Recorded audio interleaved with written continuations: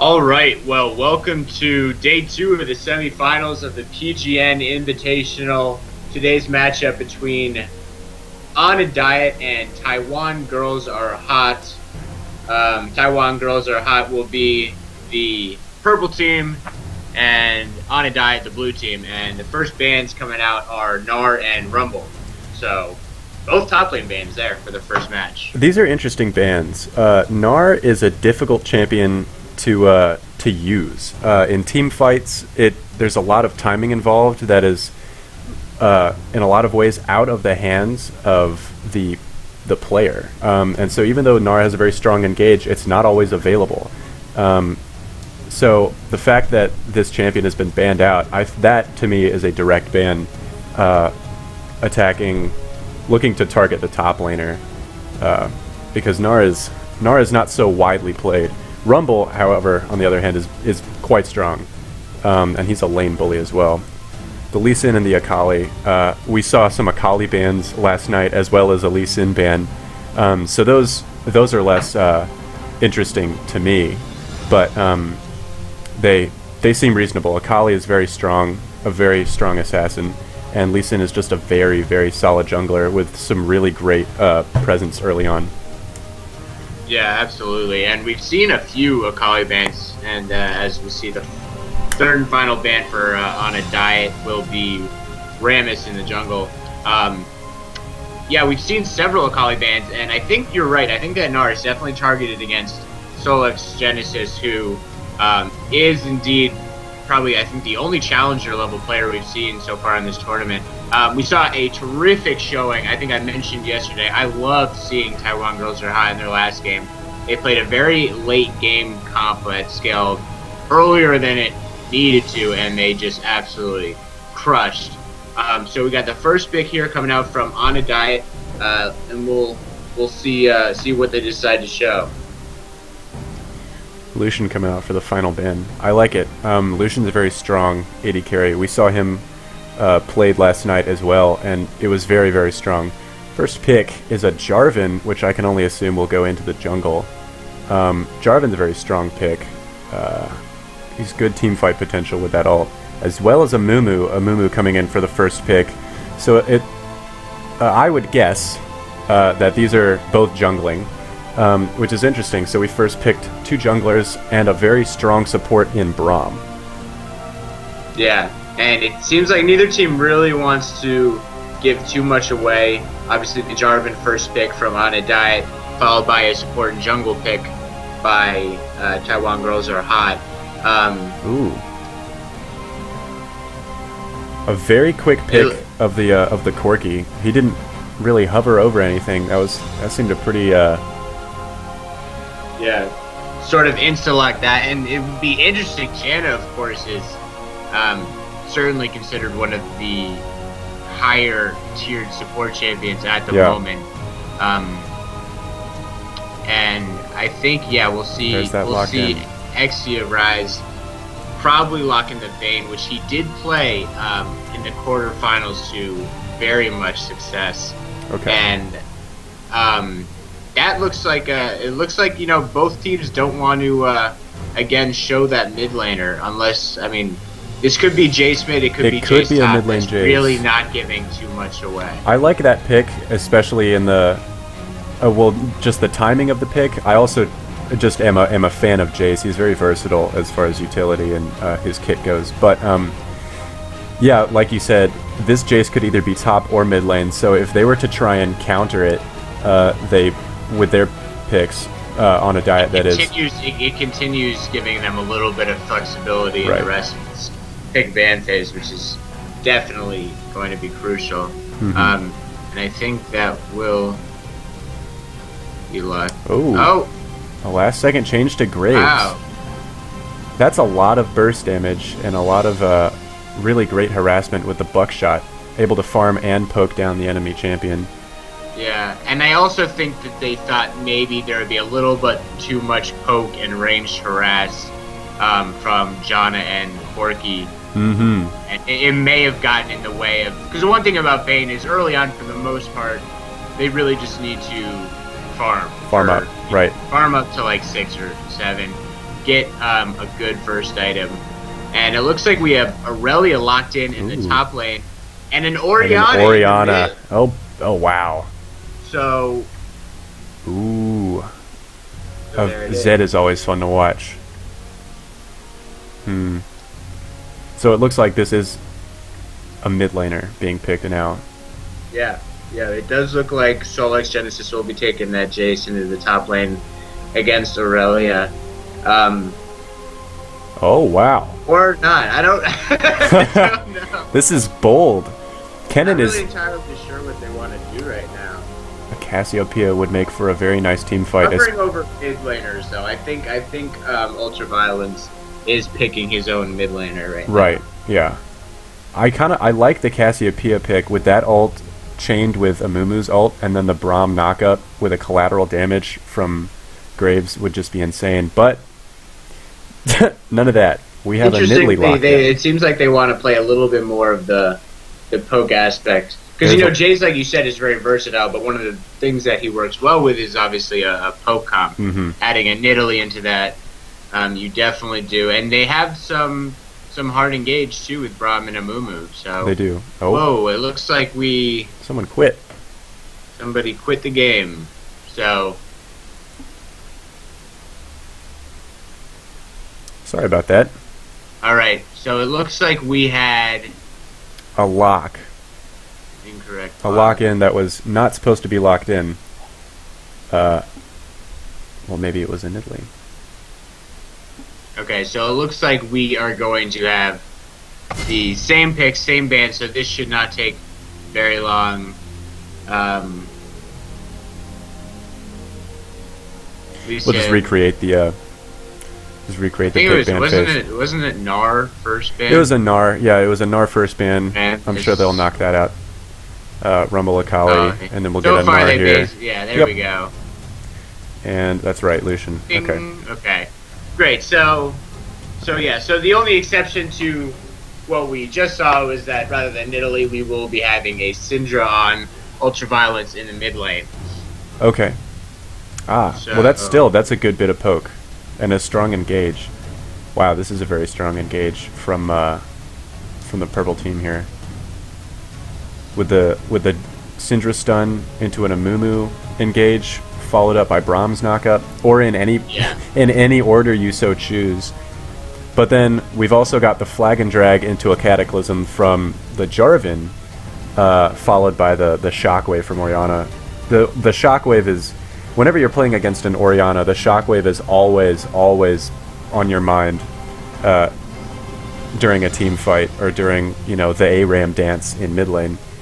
Yeah, absolutely. And it can be difficult to keep track of her ball. I mean, we will see people at the highest of elos just lose track of it in a bush and have 3 people only to walk over it while chasing Ori, forgetting that maybe it's off cooldown, and it can definitely turn a fight. It is definitely one of the bigger ultimates in the game, and combined with the Jarvan, EQ Cataclysm, could very well get that Shockwave to the Syndra or to the Graves in the back line. Yeah, that's right. We can't rule out the fact that you can carry that ball. I always forget that a champion can have the ball attached to them, and just the ball rides in. And you never expect it sometimes. Never sometimes do you expect the ball. No, and so who would you give the advantage to between these two teams in terms of just what you like about their team comp and what you think they might be able to do?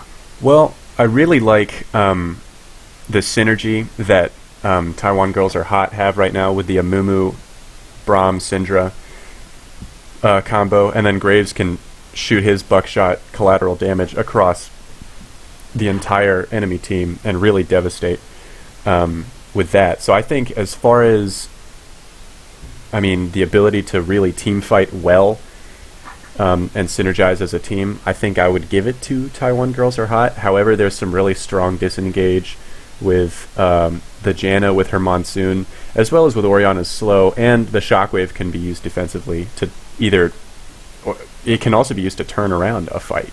A fight that seems to be lost. You can just throw the ball into clumped up team when they feel like they've got the upper hand in a fight and completely turn it around because they've forgotten about the shockwave. No, absolutely. And I really like this bot lane.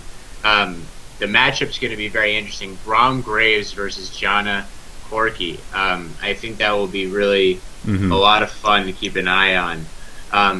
As for the mid lane, obviously Syndra Orianna is a matchup we see quite a bit, and both are very highly contested pick at the competitive level, and you'll see it all over the place in solo queue. So I really think that both I don't know if we're supposed to mention that, but I guess it's pretty obvious, as on screen both mid laners are taking ignites right now, so it looks like they will be not looking to play a safe farmy early game, and I wouldn't be surprised to see each one trying to go for an early 1v1 kill. I think you're probably right. Yeah, the ignite indicates some very the intent to maximize their kill potential. I'm looking, and I would be a little concerned with Syndra's ability to escape a gank from the Jarvan with that EQ combo, being able to knock her up. And since she doesn't really have any disengage or escapes except for the stun, which can be tough to land. But at the same time, Aurelia, Orianna can also have a difficult time, especially with the Amumu bandage toss. Yeah, so it'll be important to keep an eye on those early game flashes. And here we are about to load into the Rift, both teams just loading in now. And yeah, so here we are. It is, if you're just joining us, this is the PGN Invitational, day 2 of the semifinals matchup between Onidai and Taiwan Girls Are Hot. And we are just loading on now, so let's, real quick before we get on, we'll take a quick look at the skin vantage, and it looks like Solo X Genesis and Ultraviolence have Jessica, Syndra, and Debonair Jace. That's 2 skins for them. 2 very strong skins. 2 very strong skins, but versus the 4 on Onidai with that Bladecraft Orianna, Fnatic Corki, Victorious Janna, and Warring Kingdoms J4. I'm going to have to give, a 4-2 victory. I think so. Open and shut case there. Yep. Fnatic Corki, strong skin. Victorious Janna, strong skin. Warring Kingdoms Jarvan, arguably everyone's favorite Jarvan skin. Yeah, absolutely. Mine as well. Have you ever noticed how furious Jarvan's chestplate looks?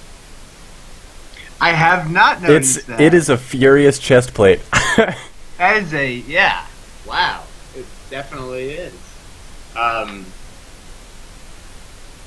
I've never noticed that. That's so cool. Yeah, it's funny. Some of the champions will have just the most angry looking chest armor, or just chest art in general. They just have furious looking chests a lot of the time. Yeah. I don't know. Braum seems pretty mild mannered, but yeah, that Jarvan has some fury on that chest plate. I gotta say, I think Victorious Janna is one of my favorite skins. I don't know that I've seen it before. I'm not sure I knew it existed. Yeah, it was I believe, season 2 Victorious skin for reaching gold or above. Okay. Okay. I think it was season 2, or maybe, yeah. Either way, you see Victorious Janna, you're like, this guy's OG. This guy's been OG, around. Knows how to play. And then they pull it out on the J. So you're like, did this guy get a Victorious Janna skin 2-3 years ago and then say, you know what, I'm just going to become a Janna main? Yeah, for the foreseeable future. For the foreseeable future. Janna exclusively. Is it Janna or Janna? Because it is 2 N's. Janna. I don't know. What am I saying? Am I saying Janna or Janna? I'm not really sure. I haven't quite been paying attention. That's why I asked. I realized. It's like one of those champs like Kale. I used to always be like Kaylee, and my friends were like, "Oh, Kaylee, shut your mouth." Not one of those guys. It kind of looks like Kaylee. Well, a little Like, bit. phonetically, it kind of looks like Kaylee. I guess- Have you ever seen Kale the vegetable? It's not spelled anything like her name. I have, yeah. It's missing the Y entirely. Yeah, that's fair. That's fair. And it looks like we're gonna get an early invade. Yeah, here we are. Oh, coming wow. from Taiwan girls are hot. Yeah, Fnatic Corky there, Get caught out. encountering a little bit of a turbulence there in the tri-brush. Yeah, absolutely. We've got a nice, solid mid pixel brush river ward. Pixel brush ward in the river. English. Yeah, But and it looks like On a Diet is wise to everything that Taiwan girls are hot. That actually, Corky spotting them in try there was pretty big, because had he not done that, even if he was a little bit later to that try bush and they had gotten position, he could very well be dead, and they could be very well giving up this red buff. So, good job from the AD carry getting out to that try and scouting out, putting his that ward position down. early. Yes, exactly. But other than that, early auto attack trade, not much here, and a very conservative start to our first game here. No, it looks like Taiwan girls are hot. Had a plan. The plan was had, and they said, whatever, let's just take our blue, move on.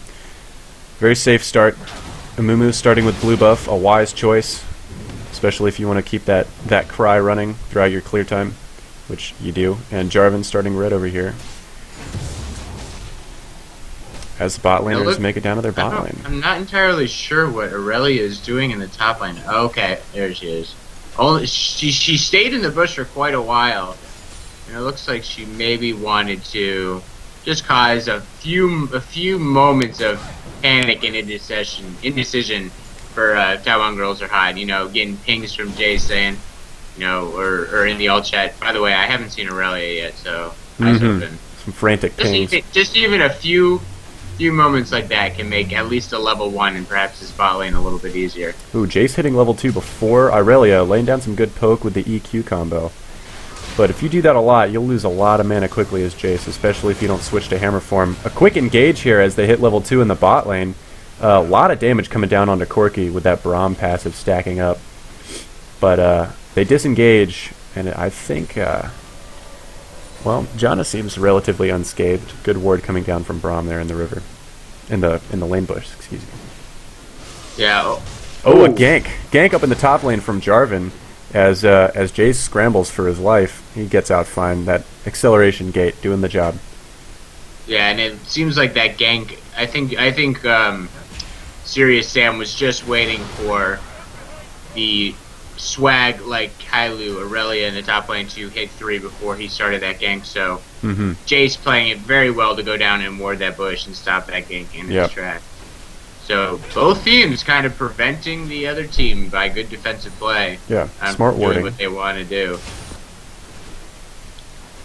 And it looks like that trade that happened very early in the bot lane ended up going somewhat in Taiwan girls are hot favor, or I'm sorry, no, in On a Diet's favor, as they now have a little bit of a health and mana advantage.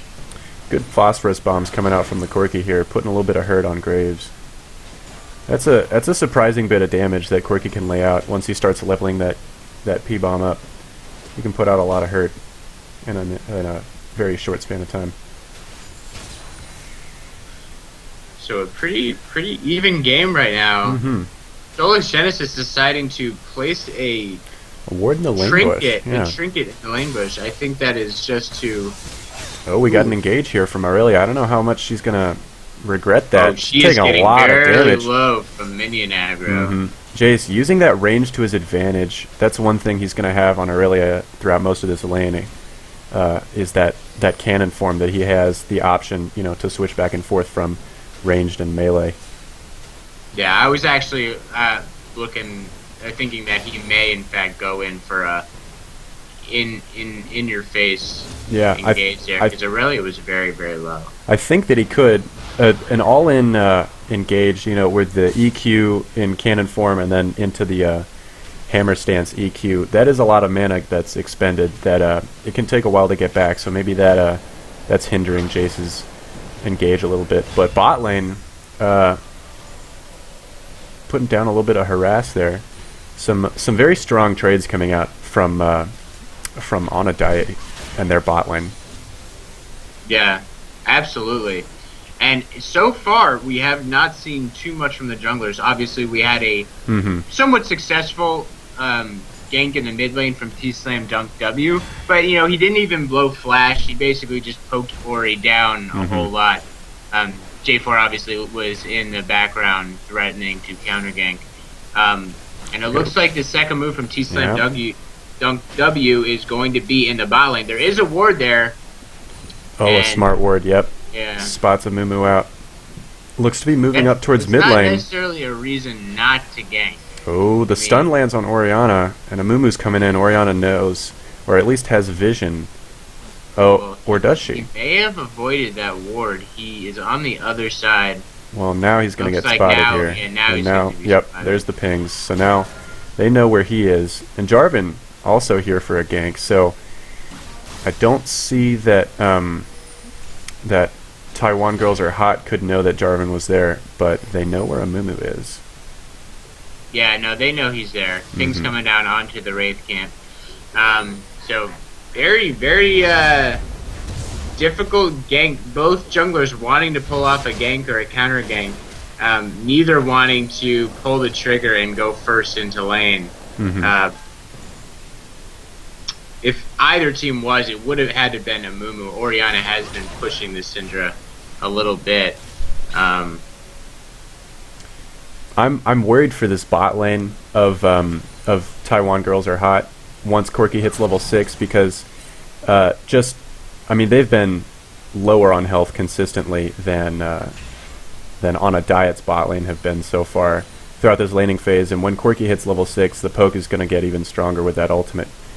That really is the only CS differential so far in this here game. Comes a Mumu. He is level 6. He does have blue buff. The ward is still there, so they're not quite pushed up enough for the ward to not matter.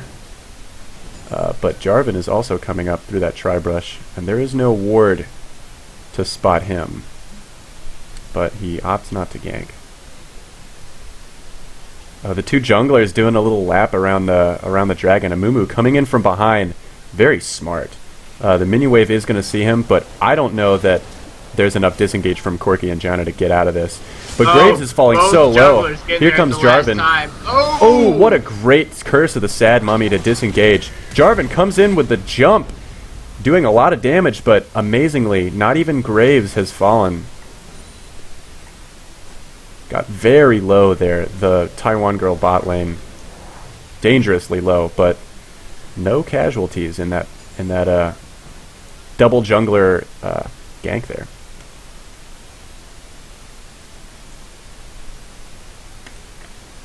Jarvan's now walking over a ward again on his way in to gank.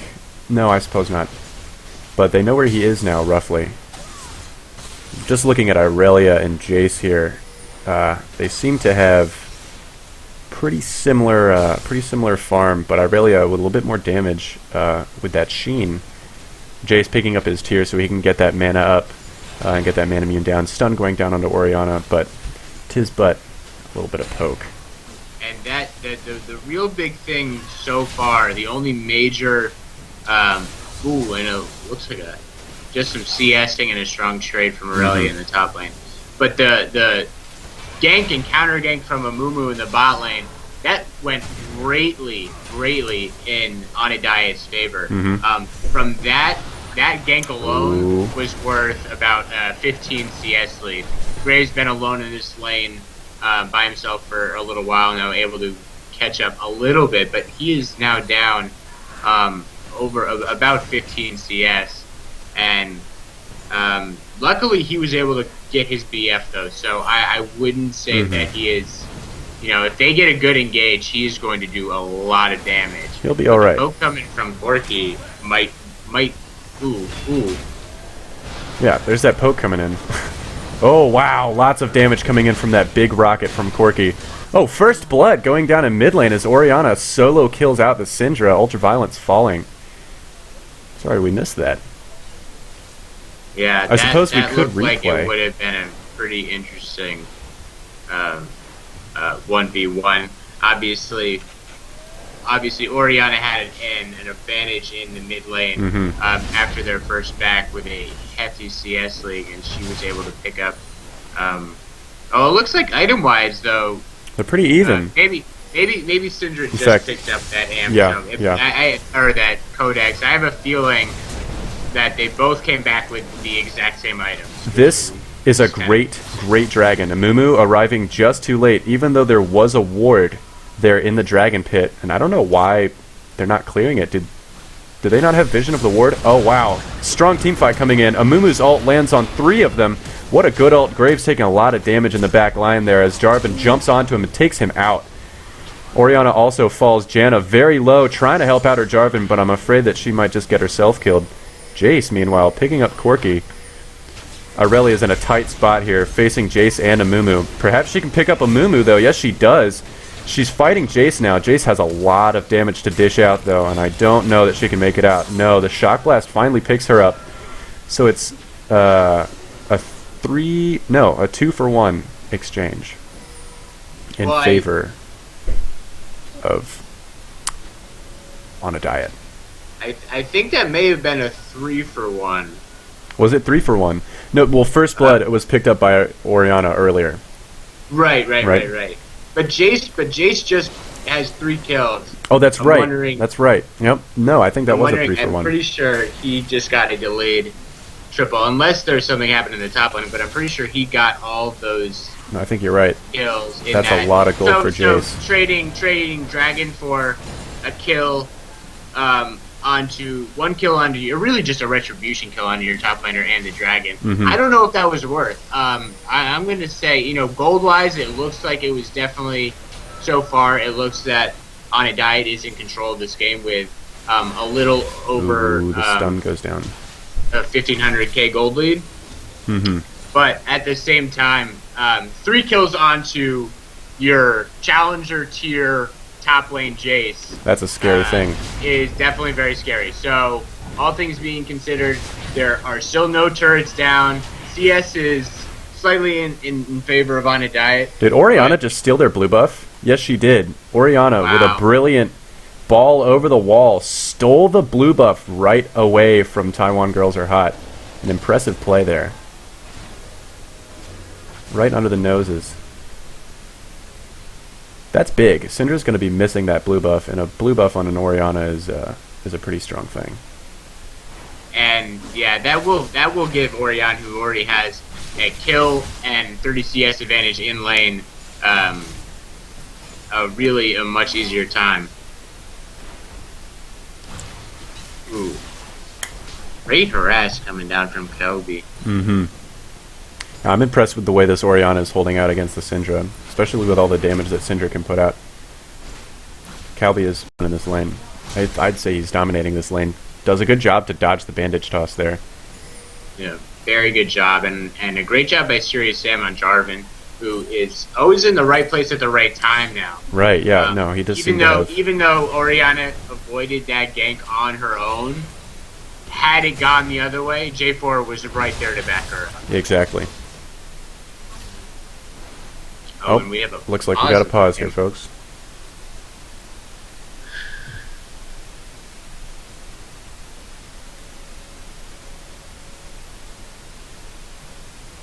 Turret shot, mid-cast, about to smite a minion. Yeah. And just looking at sort of the totals and how the game has played so far, I wouldn't say it's been quiet. Obviously, that was a terrific dragon call from On a Diet, but I don't know what they were thinking hanging around.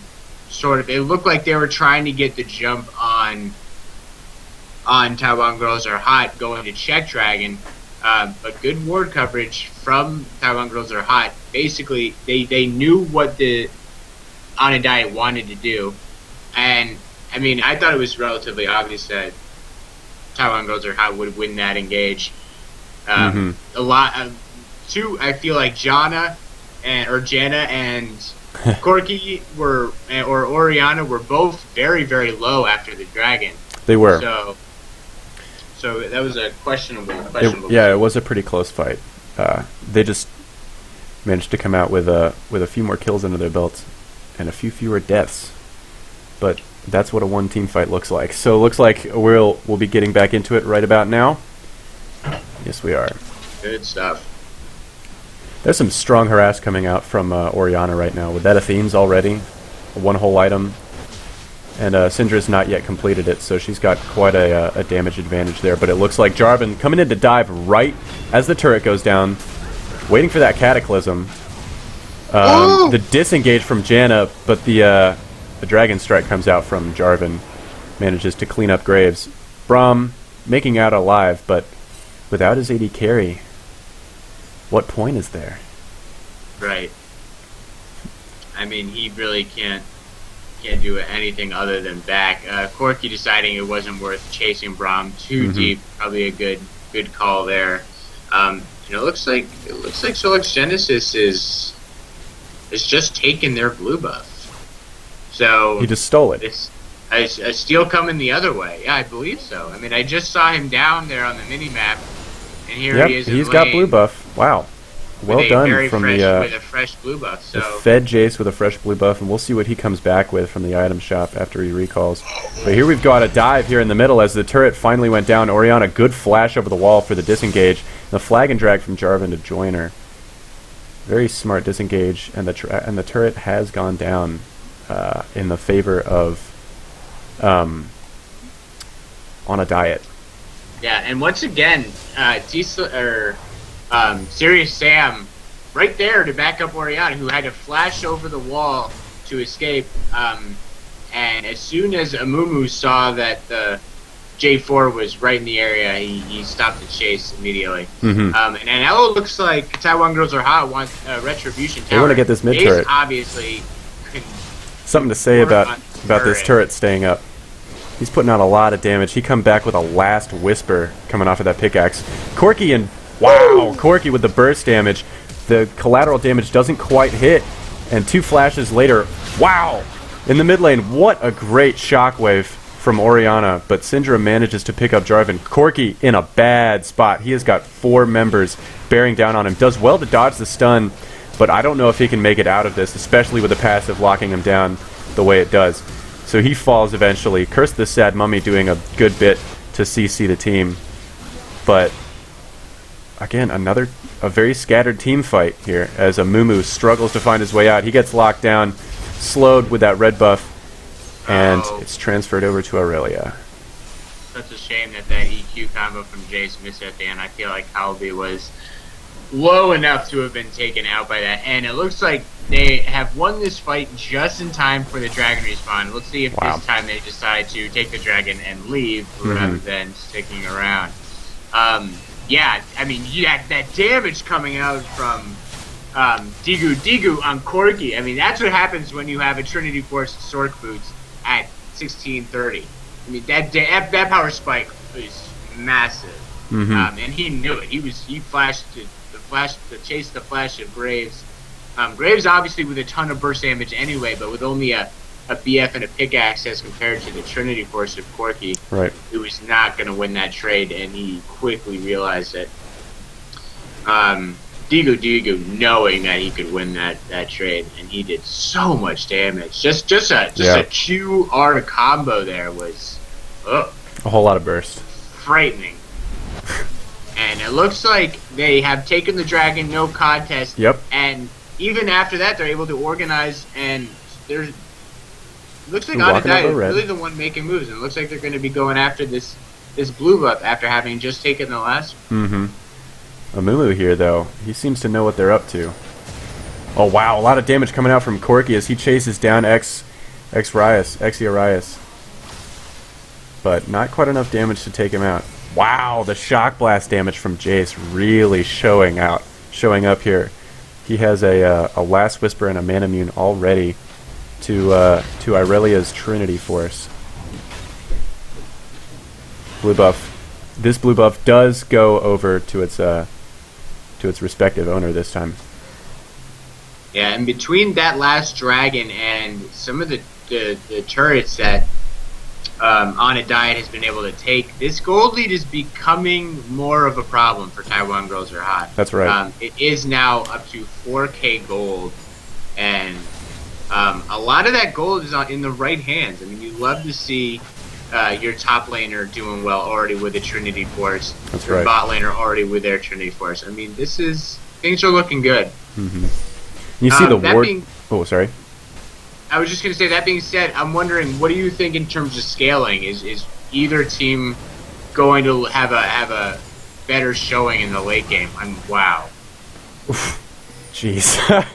Well, I think if Jace can keep his damage up, if the poke comp continues to remain effective, I think the Syndra Jace poke will make it so that team fights start out in their favor before they've even begun.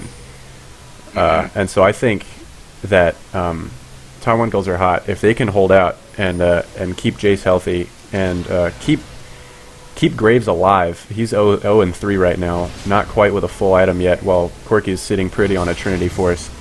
As long as they can keep their damage alive, I think they've got a shot. Yeah, and this next fight will be very interesting, as Graves will probably take this wave, and he's so close to an Infinity Edge. It's right. Really a shame that he hasn't been able to pick that up yet. Corki, however, is sitting on 1,500 gold right now, and as well as Jace, actually, and Syndra. Lots of gold in the pockets of those two. Just not having needed to back just yet. Solix Genesis. Oh, okay. I thought he was gonna... He looked like he had some... he had blood in his eyes there, seeing Aurelia. Yeah, he's a little bit low on mana. He's just gonna back anyway. Right in front. What is Swag Like Caillou gonna do? Oh, Jarvan's coming up, though. As soon as he backs, he's gonna pop out, push this wave, and try to get that turret. Right. Jarvan on the way. Yeah, Jarvan was right there. I was kind of wondering whether or not Aurelia would try and stop that back and let Jarvan come in, but that's a very healthy tower. They would have been diving under, so... Yeah, and now they basically get it for free, so... good job controlling the bloodlust there. Yeah, no, a smart play. Very smart play. And now they have all three outer turrets, so they're going about this in a pretty methodical manner. Yeah. I would say. And now, already all 5 members of On a Diet are in the mid lane, just barreling down, taking this inner mid tower. Yeah, it's just gone down. So it seems like a slight lead in combination with so just quicker movements around the map as a team from On a Diet has put this game well within, I would say a safe distance of being called. Basically the ball's in their court. They go over to a good rotation prep here for Dragon, which is a minute away, and they give up a 3 minute. They're a little early, yeah. That was really well maneuvered by Taiwan Girls there to take out that turret. I'm just looking at the ward coverage. It was a lot denser earlier. Oh, we've got a very strong, bold engage from Corki. I think he's too far in. He could fall here. But Amumu goes down first, but not before laying down his stun. Lots of damage coming out. Cataclysm goes down. Braum ult goes down. Jarvan and Orianna have fallen here, as Janna soon picked up by Jace. Double kill for him. And Graves looking to pick up Corki. Not quite enough range to do it. Huge.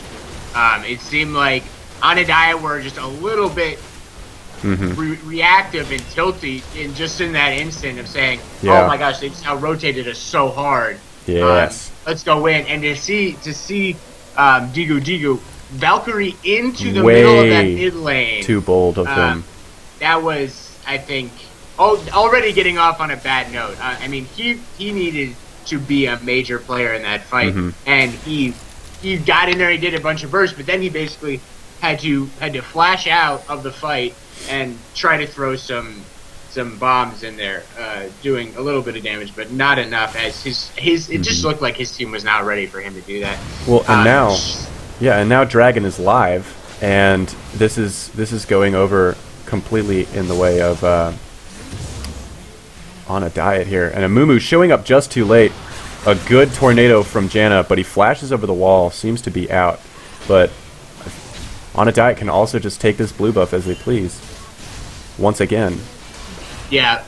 I mean, I think it was an intelligent Dragon to give up. They were already behind. They did a great job going down mid and winning that fight.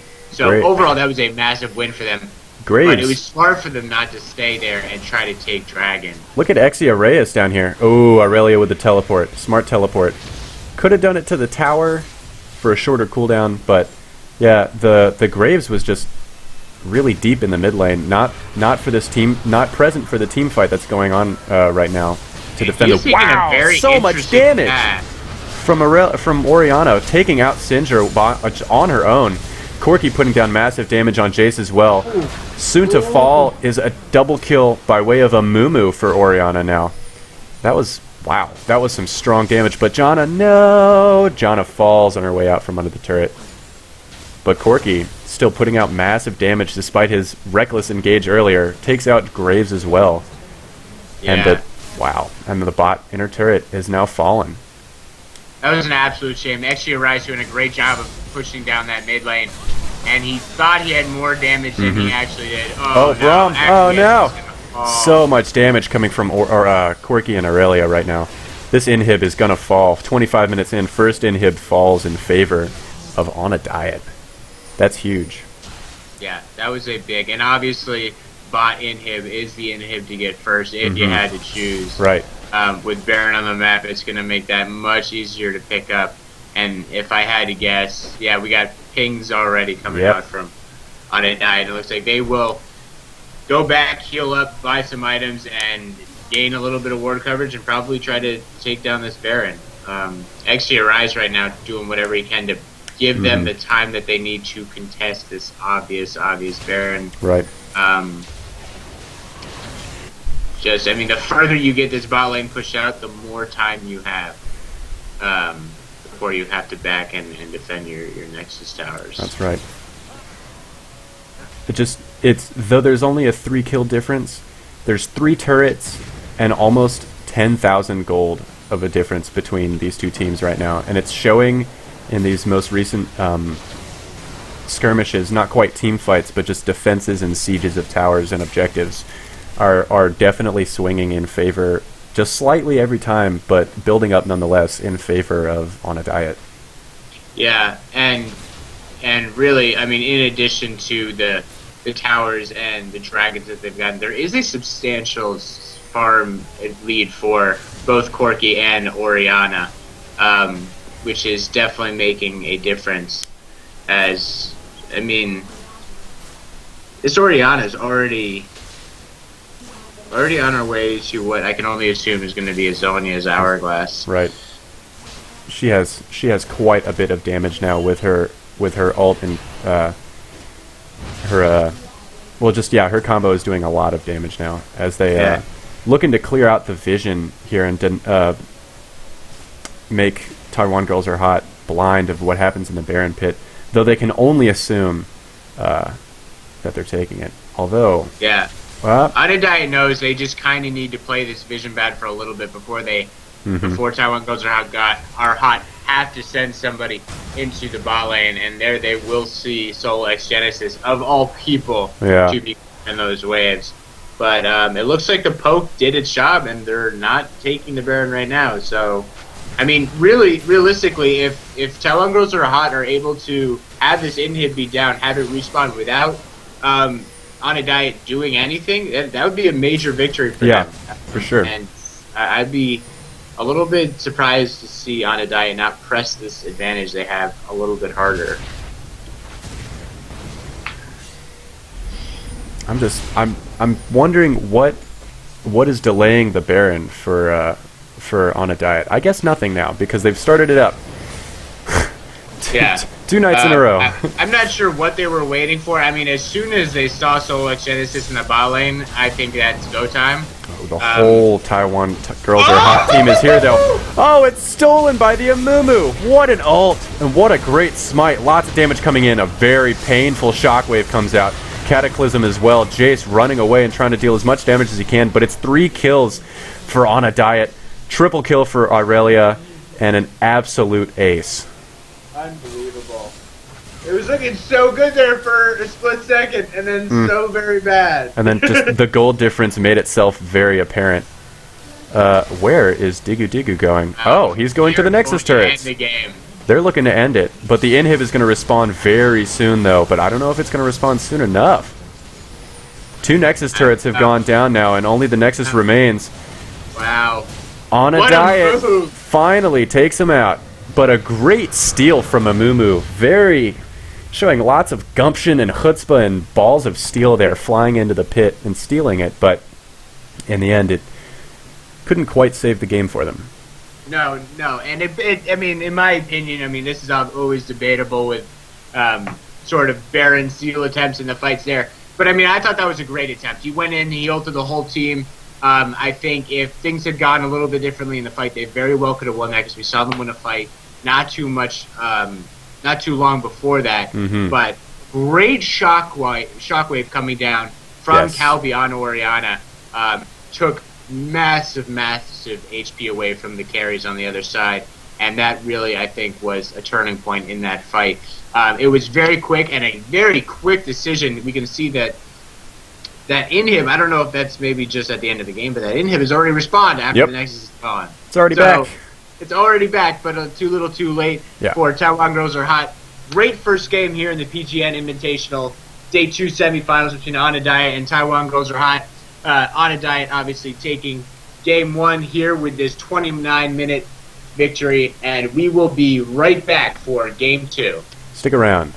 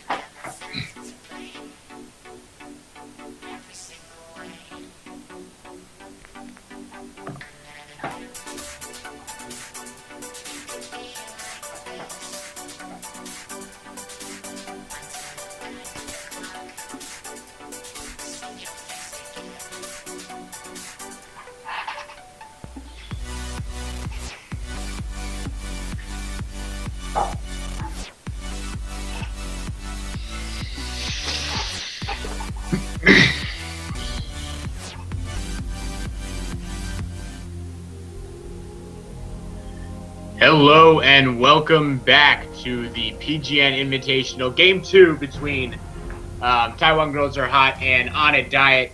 This time, On a Diet will be on the purple side, Taiwan Girls Are Hot on the blue, and the first band coming from them is Oriana. And it looks like a NAR band coming on the other side.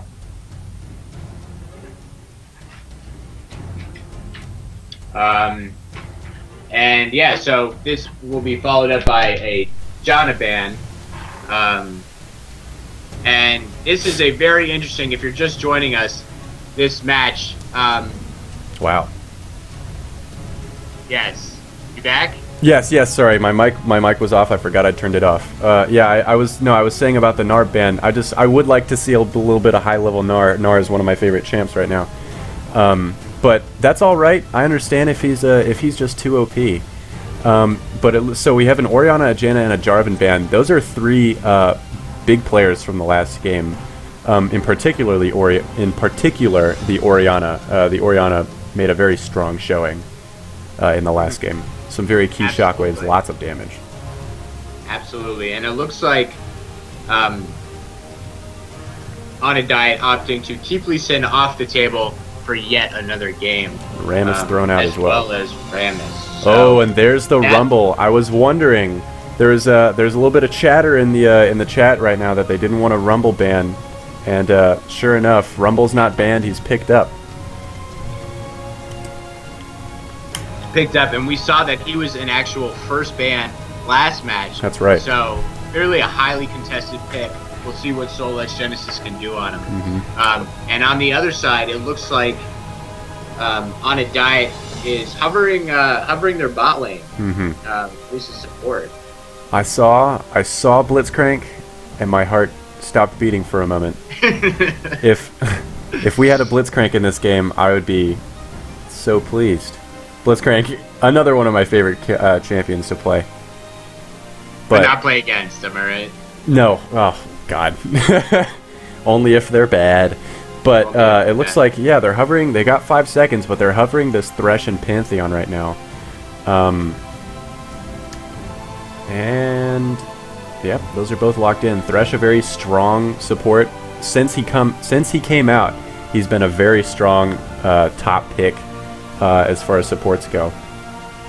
And Pantheon. And it looks like Acquiescence is going to go back onto his Braum, which he has probably played the same champion more than any other player in this tournament consistently, if you know what I mean. Yeah. I believe he was on Braum both games in the last match. And Exia Rise going for that Vayne. That's bold. Like they won last time, immediate lock-in of the Lucian.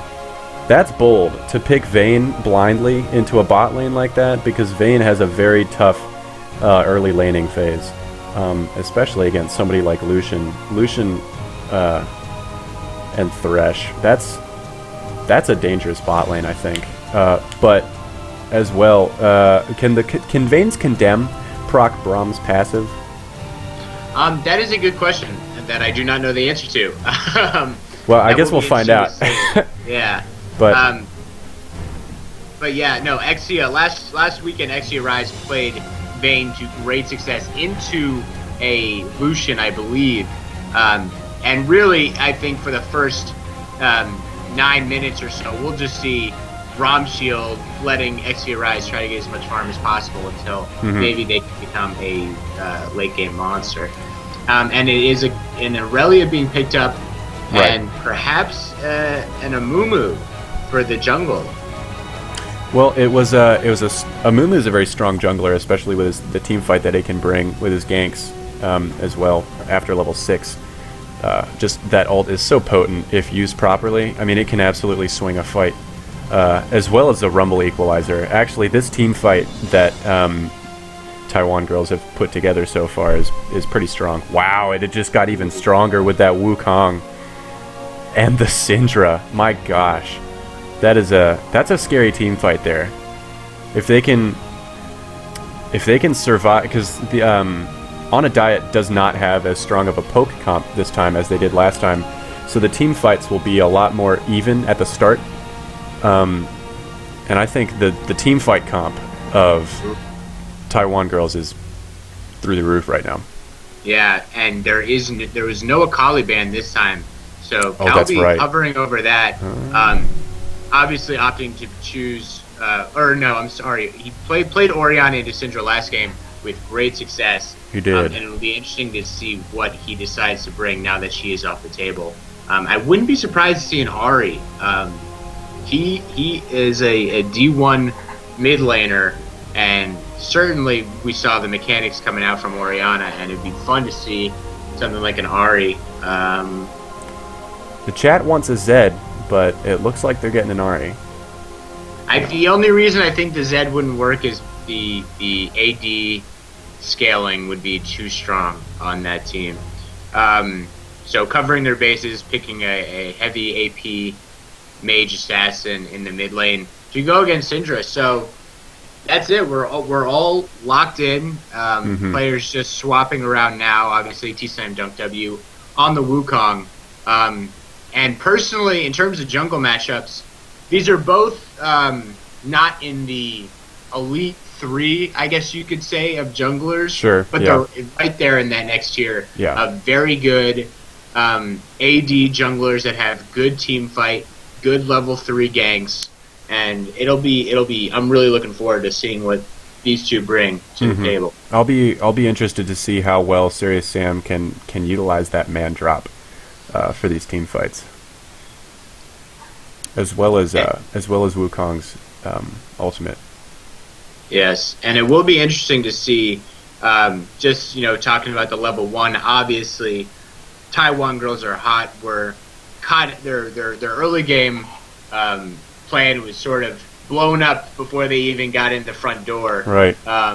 Last game by Digu from a good early ward and a try.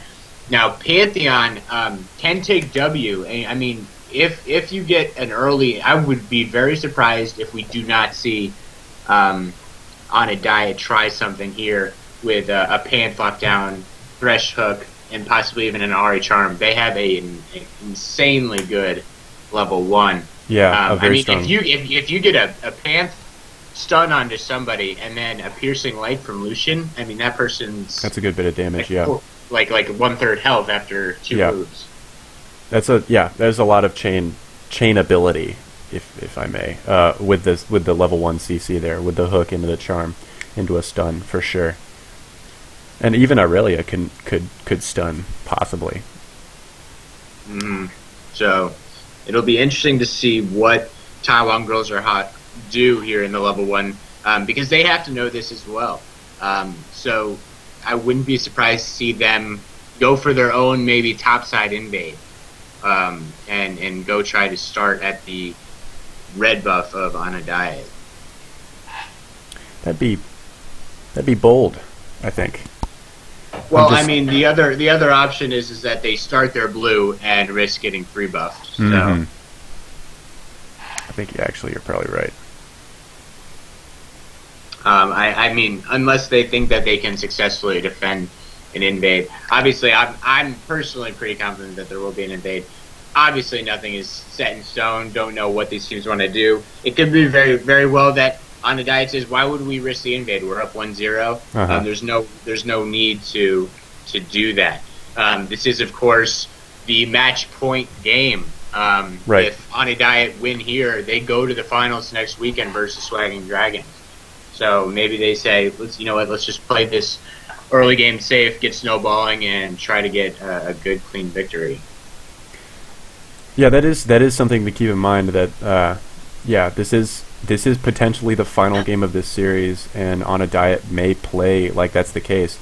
Now they may treat that a number of different ways. One of them could be just play conservatively early on and just kind of win in a manner similar to they won the last game, which was very methodical, taking up objectives and very strong rotations. Or they could just say, we are already in an advantage and we could use that and just come out of the gates flying, almost double down, speed. if you will. Yeah.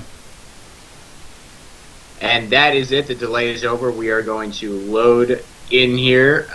Just waiting for the summoner splashes to hit the screen, and I will let you walk us through the skin vantage as soon as that happens. I would love to, as soon as I can see that good stuff. All right, here we go. Ooh, General Wukong. I like it. So we have the Dragon Slayer Vayne, Justicar Syndra, and General Wukong. Now, I like these picks. I like them a lot, but unfortunately, there is a Dragon Slayer Pantheon. So, that's a pretty OP skin, I think. Also, if you'll notice, oh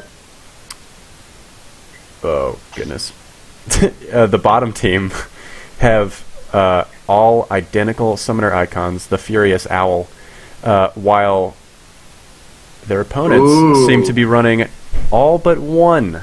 There's a little bit of internal dissension there, and I think you're right. When the skin game comes down to 3v3, that's got to be the tiebreaker. So I'm going to give the edge to On a Diet for being unified in their summoner icons. Had it gone the other way, had there been another little cute Poro in a box, I think the tiebreaker would have gone the other way because I like that summoner icon more. Oh, really? I think like aesthetically, I like the pattern and symmetry of the Furious Owl. Although Poro in a box is Poro in a box, pretty damn cute. Poro in a box. That would be a great band name, I think. Poro in a box. I think it's like a Christmas present Poro. Imagine opening up your. I would love to open a Poro box. And just seeing a Poro stare you in the face, and you're like, oh my gosh, I hope I have some Poro snacks in my stocking. Yeah, and then you do. And then you do. And then you have a pet Poro. And then you have a pet that is a not a real thing, yet somehow you have it. That moment when. And then one fateful day, years later, when it comes of age, it explodes into a million tiny, tiny Poros. Oh my goodness. And then you've got to give them all away, and then you put them all in one big box, and you put them out on the corner that says free, take one Poro. And then they end up just roaming the streets, no home. It turns into a sad story relatively They start selling drugs, man. Start having to push weight just to make ends meet. Then all of a sudden we have charities popping up to help feed the Poros. And then Poros feed the Poros. Feed the Poros. And then the Poros get overfed, man. And then it's just tragic all around. You got Poros popping everywhere. And soon you're up to your knees in Poros, wading through them, trying to get to work, and they're all panhandling. All right, and it looks like we're on the rift here now. It looks like we've made it to the rift. At long last, we are indeed on the rift for Game 2 between On a Diet, Taiwan Girls Are Hot. Pretty Taiwan standard. Girls Are Hot are on the blue side, and On a Diet are on the red side. And like I said, I'm interested to see what happens here. And a beeline being taken. Yeah, just like last game. Oh, they get there first, though. Yeah, this is interesting. Uh-oh. Oh, man, here we go. Wukong gets charmed up immediately into that thresh hook like we were talking about. Yeah, first blood. Charm, thresh instantly. Goes over to Pantheon. That's a big first blood. I think there's a little bit of disorganization coming out from Taiwan Girls Are Hot. They had the right idea. I mentioned that they might go try to take the enemy's red. And it looked like they wanted to do that. Oh, wow. And T-Stun Dunk says, well, you know what? I just want to make sure that they actually do invade, so I'm going to go throw this war down. But if that were the case, he would have had to known that really quickly. I mean, that's not a decision you can make 20 seconds into the game. That's a decision you have to make. You got to make that before the loading screen, and that's got to be your first move. Oh wow! Still boldly though, going to the red buff. Slam dunk here, looking to take that red, getting a little revenge here. And it's a little interesting that On a Diet didn't decide to just stay and take that red buff. That was their ultimate plan. But they said, you know what, let's get out now. Maybe they'll send the whole team down here to defend this red. We've got so first they play blood. it safe and go back to their blue, but there is a good chance that they will get 3 buff here. So obviously the first blood going in their favor, but Pantheon not getting a red buff could be... that could be bad. It's not going to help his ganks out at all. It will be important for Rumble to enter this lane in a non-guilty manner. And there he comes straight from try, so... Spitting flames, Swag like Caillou could absolutely know that he came from their red, in which case Pantheon might make a beeline to the bot side red from Talon's Hide. I don't know that he will though. He's taking his wolves, and he doesn't have the timer on his own red either, because it got cleared. Wukong makes sure to clear all of the small camps, and it looks like he's walking his way up to his red buff. I don't know that he thinks that it's gone, but I don't know. I mean, he should know that it's gone. I thought Rumble was relatively obvious in terms of his return to lane. Yeah. He knows now. It'll be interesting to see what he does. Wukong obviously took his wolves and then went back to his blue, so I guess he felt that they had not been found out. Meanwhile, bot lane doing a great job, obviously pushing this Vayne and Braum back to their tower. Going to make it very difficult for Vayne to CS. Already Wukong down nearly 10 CS. Coming in for a very nice gank. Oh, wow, but the charm was very well done. Well placed, but the stun comes out. Wukong spotted out by a ward. Thankfully, Calby had placed that ward earlier and saw Wukong before the gank was initiated, able to land the charm on the Wukong despite his stealth. Otherwise, that might have been a dead Ahri. Yeah, that was very well played by her, and to still have her flash up is very important. Invaluable. Yes, exactly, pre-6. Lots of damage coming out from the bot lane as the hook lands and the Q goes through as well. Vayne finding herself at about a third health. And I'm a little bit slightly disappointed to see that Pantheon opted to go from Wraiths to his Golems. Looks like he's going to just try to power farm to 6. Meanwhile, Wukong has yet to even take his red buff. He's now on his Golems. I guess he thought he was a little bit low.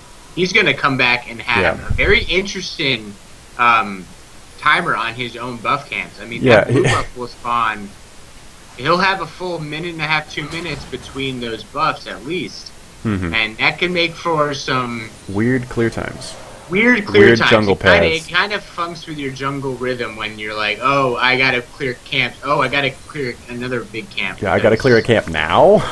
Yeah, like what? Yeah. This was my ganking time. So...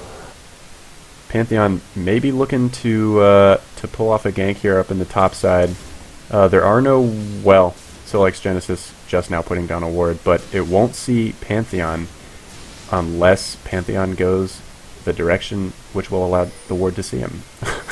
But with flash up... Oh, there he goes through. The stun comes down. This Rumble. Oh, Rumble, too far forward. Gets caught by the stun from Aurelia and Pantheon. The scrap shield goes up. He hasn't burned flash yet. There it goes. And he'll be safe. Though he is down a flash. A little bit of a misplay there by Pantheon, using his stun almost point blank. When really you want to save it for a gap closer. I mean, he could have gotten up his E, several autos, and right. You know, a few Qs before he had to use it. You know, he used it sort of to chain CC off of the Aurelia stun, which isn't a bad decision, but he was already kind of stunned, and you had positioning on him. It's almost like save that until the very end. And I think they may have been able to get that kill. Right. Wukong. So right now... Oh, Wukong. Just barely missing the pink ward in the pixel bush twice. But he does come in for a gank. The stun goes down on Ahri, but Pantheon's there to counter. Lots of damage coming onto Wukong. Forces the flash. If he can get one more Q, there it goes. That free crit below 15% picks up Wukong. That's 2 kills for Pantheon now, the only 2 in the game. Yeah, and wow. Oh, wow, lots of damage coming out from Ahri as well. Flash force from Syndra as Ahri hits level 6 first. Flash is in for that kill, but will she make it out? Barely makes it out with about 70 health left, but well done by Ahri to notice that she had hit 6 before Syndra had. That was well done indeed. Yeah, very well done. And what a hook from Thresh into the tumbling Vayne. She must go down here. Oh my goodness. Okay, finally Thresh flashes in to get his auto attack down as he picks up the kill on Vayne. 4-0 and 2k gold lead here now in favor of On a Diet. Good start for them across the board. Very good start considering I really, was questioning some of the... Look at this, Pantheon. Pantheon has a red buff on right now, and he's going to go take his... And he's going to clear his own. Second red buff. I'm sure he killed Wukong in the mid lane and said, like, wait a minute, why do you still have red buff? Man? Right. It could also be because he knows it was stolen. He knows that Wukong has the jungle timer on it, and so he wants to take it before Wukong, possibly does, because there's not much vision on the map, as at least not deep vision into the enemy jungle. So Serious Sam couldn't really know where Wukong was, whether or not he was taking his buffs. But here's a gank from Pantheon in the top lane. Rumble this time not quite so lucky without that flash, can't escape, and Irelia manages to pick the kill up. Rumble hold on to his ult also during that gank. Yeah, that's one of those smart decisions where you want to throw it out, but you say, I'm going to die. It'd be better that I come back to lane and have that available immediately. He's also not got teleport. He used that to get back into lane earlier. Right. Yeah, teleport down on both top laners, actually. And I jungle-wise, even though I felt like T-Slam Dunk W was making more moves in the early game, Pantheon played it very patiently and was there at the right times. And now he's got a great start. Already probably pretty close to his Elder Lizard at 9 minutes with 2 kills, 1 assist. They're looking pretty good. This is a tense bot lane. And because, there it is. Yeah, there's the level 6 finally from... Oh gosh. No, man drop coming down in the mid lane, right behind Syndra. Combined with a charm is done. It was instant death. Lockdown for days. Nothing to be done. So that is a big ulti down on Pantheon. It will be up to Wukong now, who is level 6, to try to make something happen. But he's forced to just cover this mid lane and try to stave off his Ahri. But he's got very little HP. I was watching the bot lane because it was just a very tense bot lane because the On a Diet combo of Stevie and Digu Digu, they were both level 6 while Braum and Vayne were not, and I was just waiting for an engage from them using that big power advantage, but it never quite came. And then apparently a big old man drop happened in mid lane. But speaking of man drops, Pantheon looking for another gank up at the top lane. Irelia might be able to... No. I was going to say pick this up by herself. Had Rumble had more space between him and his turret, maybe he could have picked it up. Pantheon, though, doesn't know that he's walking on a ward. He does now, of course, but... Syndra. Wow. Roaming through the jungle. I thought she was going to be taking the blue. That's it. Wow. That's a big kill picked up by Exia Rise on Vayne. She was down nearly 50 CS on this Lucian, so definitely going to help her out in the bot lane. And not only does it give her, the gold from the kill, but now Lucian doesn't have backup. Charm landing onto Syndra. That's right. And that puts Calby up 3-0-2. Over in mid lane, that's right. 20 CS. Oh, up in the top lane, Pantheon putting down a nice gank on Rumble. They do not want this Rumble getting anywhere. A nice equalizer, but it's too little now to help him survive as Pantheon picks this kill up. That's 3 for him. He's 3-0. Ari's 3-0. Hello, Wukong. Ari's 3-1. Wukong picking that kill up in the mid lane. Pantheon having spent his man drop in the mid lane, is able to focus his top lane, get Aurelia rolling, and oh man. Close. Oh wow, Lucian looking to chase down the Braum. Well, not quite. Put down a little bit of damage as that first tower falls in favor of On a Diet. Yeah, first tower and a whole bunch of kills across the map. Right now, it's looking very good for On a Diet to be possibly heading to the final match next weekend with Swag and Dragons, as they do have a 9-2 kill lead and over 4K gold at 12 minutes. Jeez. Which is not insurmountable, but they are hands down winning every single lane pretty sufficiently. And that gold lead's about to be extended as they take this completely uncontested dragon.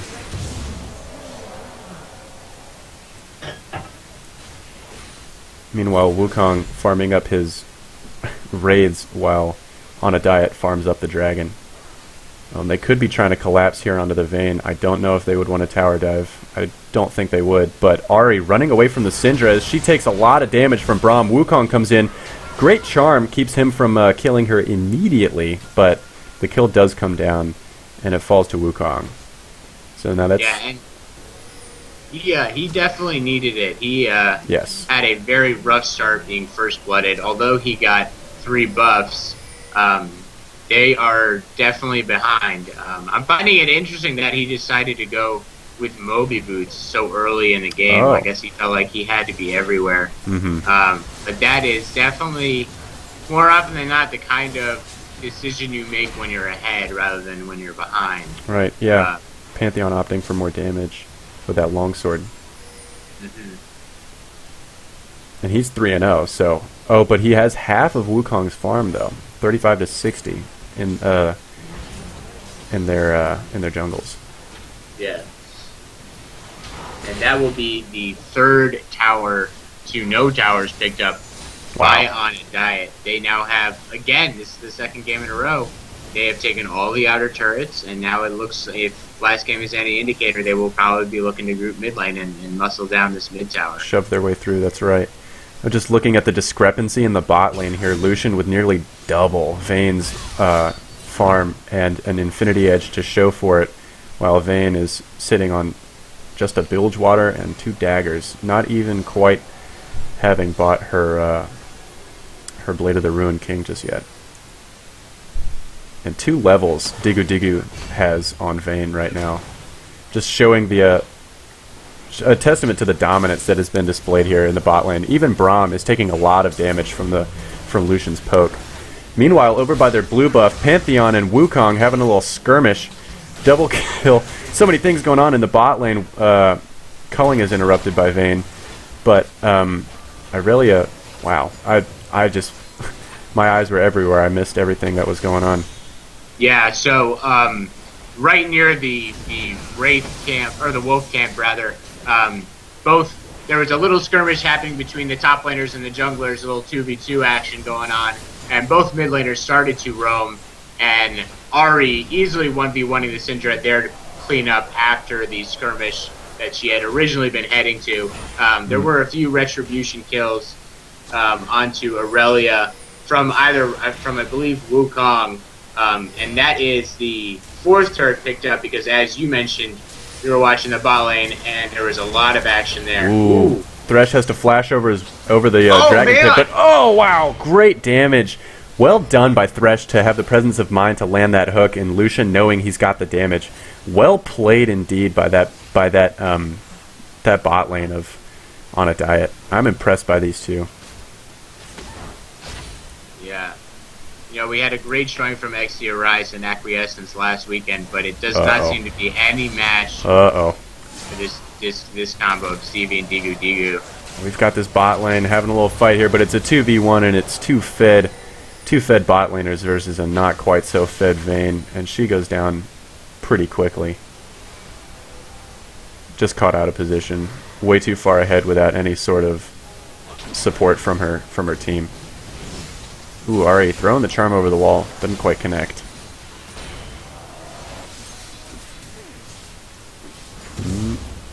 Wukong smiting away his white camp as Aurelia walks away empty-handed, smiting over the wall.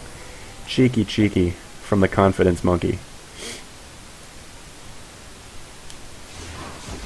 And it will be very difficult to get this Vayne back in the game fast enough before this game is over. It's only 16 minutes and 40 seconds. Already 14-4 in kills.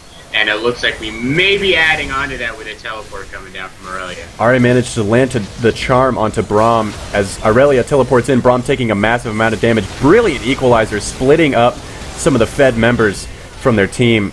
Wukong looking to chase down the Ari. Does he have the damage, though? Yes, he does. It's a double kill for him. Lucian flashes over the wall, puts out a lot of damage, but is shut down by Syndra, and Wukong falls to Aurelia as well. Now Syndra and Aurelia duking it out. Syndra managing to pick her up as well. A double kill for Syndra. That was a bloody fight. It was a 3-for-2. Braum and Rumble barely making it out for the Taiwan Girls Are Hot.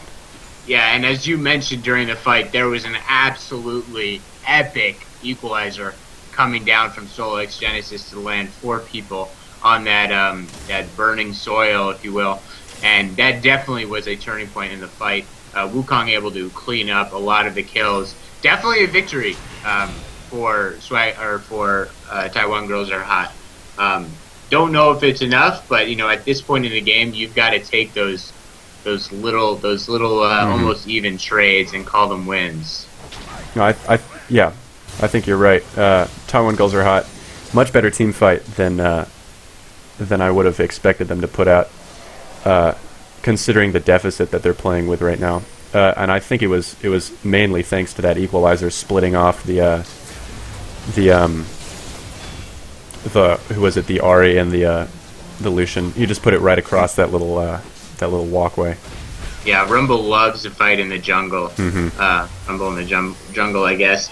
And it looks like the second dragon going to be picked up, no contest. So although they get that victory, they're still in no position to contest this, and the lead gets bigger, almost 10K. We're at 9K now at 18 minutes. They've got 5. The real thing is the towers, though. I mean, the global gold coming out from that and the dragons is huge. So not only is your Ari and your Pantheon doing very well, Lucian had a great laning phase. He is probably going to be able to back and get his Yumu's here in the next trip. I don't know if he can pick it up now. He's got 1,000. He's got 1,000 gold. All of them, with the exception of Thresh, have over 1,000 gold in pocket right now. It's just the lead of gold. Oh goodness! So we've got Wukong and Pantheon fighting here in the mid lane. Aurelia looking to help out Pantheon. Ooh. Oh, my video's frozen. There we go. Ah, well, Aurelia picked up Wukong, it seems. Yes, a great culling coming out from Digu to melt Wukong as he tried to escape. A good stun. Lots of CC coming out with the Braum Q and Rumble's harpoons as well. Looking to defend this turret. There's not much they can do about it, though. They've got decent wave clear with the Syndra, but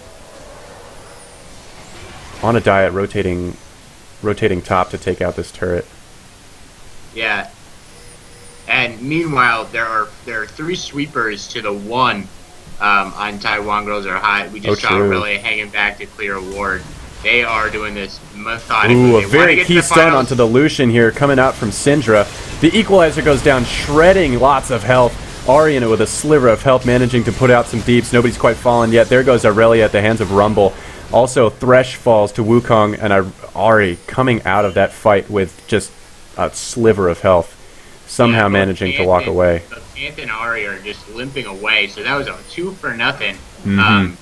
And yeah, this team fight has really good potential. I still don't know if it's enough for Taiwan Girls Are Hot to poise the comeback, but they're 2 times in a row in these fights. They're doing what they have to do to slowly claw their way back into this game. So we'll see if they can extend this brief spell of good luck, I guess you could say.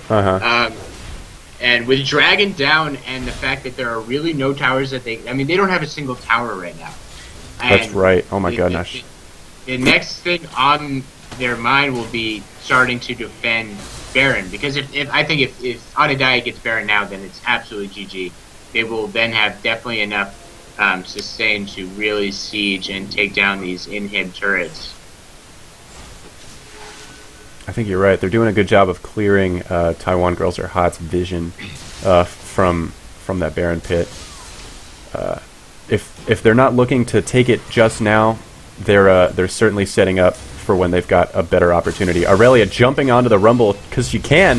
Mandrop coming in as well. A good stun coming out from Syndra, but Rumble gets blown up and the equalizer is used. That is huge for their teamfight potential as the Culling comes over and takes out half of Brahm's health. Flay brings him back into the team. Pantheon picks that up.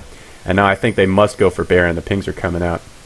Yeah, they absolutely could not afford to have anybody caught out at that point in time.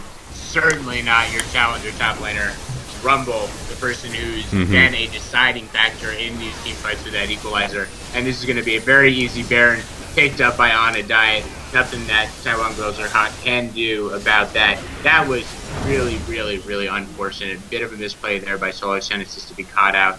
But as you said, there's just so much CC and so much pick potential coming out from this Onidai team. Thresh Death Sentence, Ari Charm, Pantheon able to very easily. I mean, if he wants to blow a Flash W, it's a lot of chain CC potential. And when your whole team is spread out all over the jungle trying to maintain any semblance of ward control, it's very difficult. And it looks like this top inner turret. Ooh, Ari landing a very... Ooh, Braum jumping in front of that charm, taking it like a man. But Ari putting out lots of damage with that Spirit Rush. Rumble throwing out some flames. Not quite enough damage. Braum gets charmed up and falls. Braum gets charmed up and falls. Syndra landed in an epic stun there that probably was go time for Rumble, but he had already made the decision to go back and heal for this fight. That would have been an absolutely tremendous opportunity to throw an equalizer on. So I'm wondering when he's going to decide to throw. We got a little bit of a 4-1 push as Aurelia clears mid lane as well. Ooh, that's right. Now they've got to decide whether they deal with this uncontested Aurelia or do they stick with their team. Looks like Wukong's doing his best to thwart Aurelia's push, but he's not quite... Well, no, he's got a fair bit of damage with that Brutalizer and Lizard Elder, but Aurelia with that Trinity Force is very strong. And, that Baron buff doing work. Ooh! Oh, that's right. Ooh, oh, wow, the two-man stun followed up by the equalizer onto this team fight. Lots of damage coming out initially. Vayne and Rumble picking up kills. This is 3-0 in favor of Taiwan Girls, 4-0. Wow, what an excellent team fight. So well executed by all of them. Only Aurelia lives. And these are long enough death timers that Taiwan Girls Are Hot could possibly take one, if not two towers off of this. Maybe one. I would opt that they take this tower and go back and get the dragon, which is respawning in 3 seconds. Sticking around for this second turn might be a little bit much. We'll see what they decide to do. But this is, the team fight capability of this team is absolutely huge. It's keeping them in this game. It's keeping them in the game, for sure. Ooh, Braum taking a lot of damage from that tower. Oh my gosh, Mandrop comes in as the chase potential Aurelia locks down. They have overstayed. Oh, well, they certainly can't do Dragon now. Oh my gosh, great flash from Pantheon. Aurelia coming in with the Blade Surge onto Wukong. Wukong faking out, pretending to clone, manages to pick up Aurelia with the help of Syndra. Sorry, Syndra picks up that kill. Clever play from the Confidence Monkey, faking the clone. That was a little bit of overzealousness and staying around for that tower with the Pantheon ultimate up. That's right. This will be, because their team fight was guarding these inhibs, and now that they stayed, they've lost their middle inhibitor turret and are rotating to the top one. Aurelia is still down for 10 seconds. Will Onidai make the same mistake? It looks like they're backing away. They'll probably go and take this dragon now, actually. I think that Lucian and Thresh could probably take it by themselves. And I don't think that dragon is really on the minds of Taiwan Girls Are Hot. And I think you're right. I think they will take that up totally uncontested. Which is a shame because that's the sort of areas where they kind of want to fight. Right. if they had ward coverage of that dragon, I think they would have contested it. A nice equalizer over the wall, maybe a Cinder Stun could have really turned things around. Oh, absolutely. And I mean, we saw the power of that equalizer in that last fight, defending that top inhibitor turret. What an awesome team fight. I mean, 4 for 0. Yeah. Down as many kills. Team that's down over 10K. That's unbelievable. So, both teams know what the other has to bring to the table. There is no way that Onidai is underestimating the team fight capability, despite the goal deficit of Taiwan Girls Are Hot. So I would expect them. But, if I'm being really optimistic, I'd say getting Baron buff off a lot of those players is going to put a big dent in the siege capability of Onidai. But at the same time, they have lost. The gates are open. That middle inhibitor turret is down. And that's right. This inhibitor will be difficult to defend. They've got to invest all of their defense into keeping this inhibitor alive, and it's going to be very hard because, like you said, there is no turret there, and Lucian just hammering away at it with his guns. Ooh, but Wukong comes in with a good ultimate, manages to knock up a couple of them, followed up by the Braum ult and the equalizer. Lots of damage coming out. Wukong falls first. Syndra coming down as well as Braum and Ahri. Looks like just an absolute cleanup here, and soon to be an ace. Flash Blade Surge, and this might very well be the game here. And it was rough. Not having that turret opened up a lot of room. When the next objective was the inhibitor, there's just so much space, and it really what they needed was another Cinder Stun and the ability for Onidai to kind of spread out their team formation, prevented that from happening. Mandrap coming in as the final blows go down on the Nexus. Boom. And it's game 2 going to Onidai. They will meet Swagging Dragons in the finals next weekend. And wow, what a great series from both teams there. That was an explosive final team fight. It was hard to keep track of everything that was happening, but at the very end of it, no losses on the side of Onidai, and despite their impressive team comp and tendency for team fight, there was nothing really, as far down as they were, that Taiwan Girls Are Hot could really do to prevent themselves from just evaporating. Yeah, absolutely. And I think that after winning the team fight in defense of the top inhib turret, they stayed a little bit too long. I mean, and you can't blame them. I mean, it was probably 8-0 or 7-0 in towers, and they wanted to get as much as they possibly could. But with the chase and pick potential of this Onidai team, the man drop coming in to prevent them from getting back to heal, left that mid inhib turret open, and their team fight kind of revolved around tight corridor spaces that you get around turrets or in the jungle. And when it was a big open field around that inhib, you couldn't quite get the 3-man Cinder Stun followed up by the equalizer that you needed to really dish out a ton of AoE damage in a short amount of time. So very well played from both teams. That was super exciting. Any other thoughts? What do you think about next weekend in terms of what we saw from Swagging Dragons yesterday, and today from Onidai? Yeah, having seen both of these teams, the Swagging Dragons and Onidai, win their games in the way that they did, Onidai being very systematic and very methodical and just winning across the board, and the Swagging Dragons snowballing very hard in a very similar way. I'm excited to see what happens, to see the results of this finals. I think it's two very worthy teams are going to duke it out, and it's going to be great. It's going to be kill heavy, I think. I hope it's kill heavy, but it's going to be an exciting one to watch. Yeah, absolutely will be very very exciting match to watch. Definitely, I think two deserving teams in the finals, as you mentioned. Both these teams showed a lot of prowess. And, of course, next week in the finals will be a best of 5. So should we go to a Game 5, that will be OGN style blind pick. There you go. For the 5th game. So I'm personally hoping for 5 games. I can't say I have a favorite in terms of the teams. Mm-hmm.